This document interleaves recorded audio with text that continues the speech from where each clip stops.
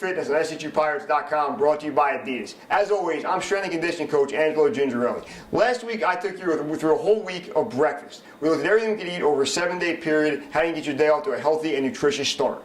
Today, we're going to take that one step further and look at lunches. Again, I've invited you back in my kitchen, and right now you probably have two questions. One, why does this kitchen look so much like an office in the varsity weight room in a rec center? And two, is he really wearing a pink shirt? The first one, I have no answer for. The second one, yes, I'm wearing a pink shirt. If you want to fight about it, you know where I am.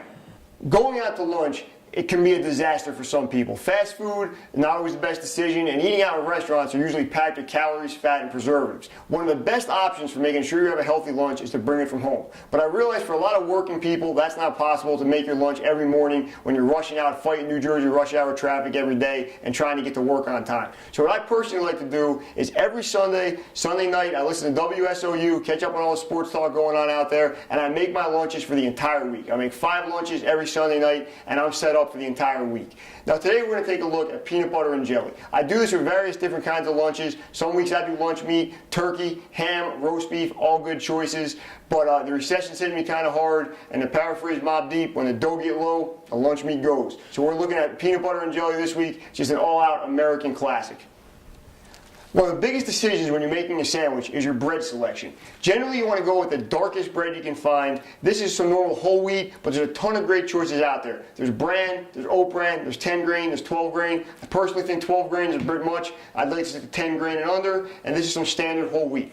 So we're going to go ahead and get this sandwich started with 2 good slices of whole wheat bread. Whole wheat has most of the fiber still in it from the natural state of the flour, and all the vitamins are still in whole wheat bread that are removed from your white bread.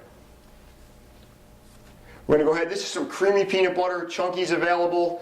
If you remember from the cereal episode, I normally shop in bulk. I did not get a chance to do that this week, and we have smaller jars of peanut butter and jelly than you may be used to seeing me work with on the show. One great trick you can use for making your peanut butter sandwiches will last throughout the week and not get soggy is to actually put peanut butter on both sides of the bread, which will prevent the jelly from seeping through and wrecking your sandwiches, because we're making these on Sunday night. I might not eat them until Thursday or Friday, and you don't want that bread to just be soggy and disgusting when it's time to eat. So we're going to go ahead and peanut butter up both sides of the bread, and then we're going to throw in some Concord grape jelly. It's my favorite kind of grape jelly. I'm not sure if there is other varieties, but I stick to Concord.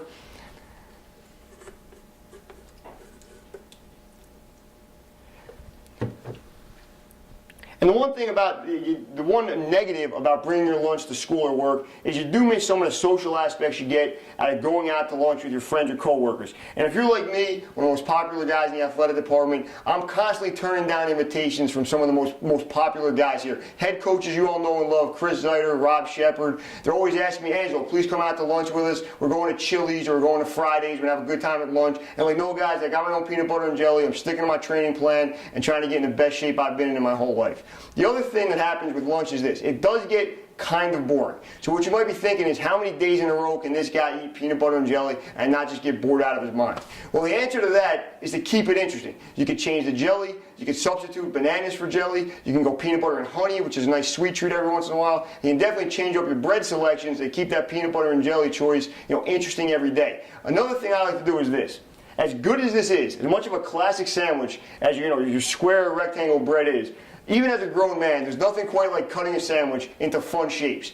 I bet you were looking at the whole episode, this Star Wars lunchbox, and thinking, what has happened to Angelo? Has he become a goth kid? I guess in my age I'd be a goth man. But no, I'm not about to buy all black clothes and Hot Topic and carry around a lunchbox.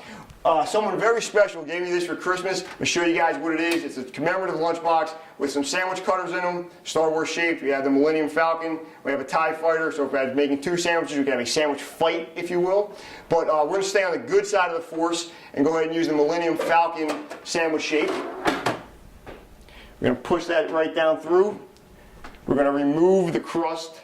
You can throw the crust away, but personally, I feel with the number of hungry kids and adults out there in the world, that's not the right thing to do. You should probably eat it. And then we're going to push the sandwich out. And what we have right there is my favorite food in the shape of my favorite spaceship from my favorite movie. Now, if that's not a win for everybody, I don't know what is.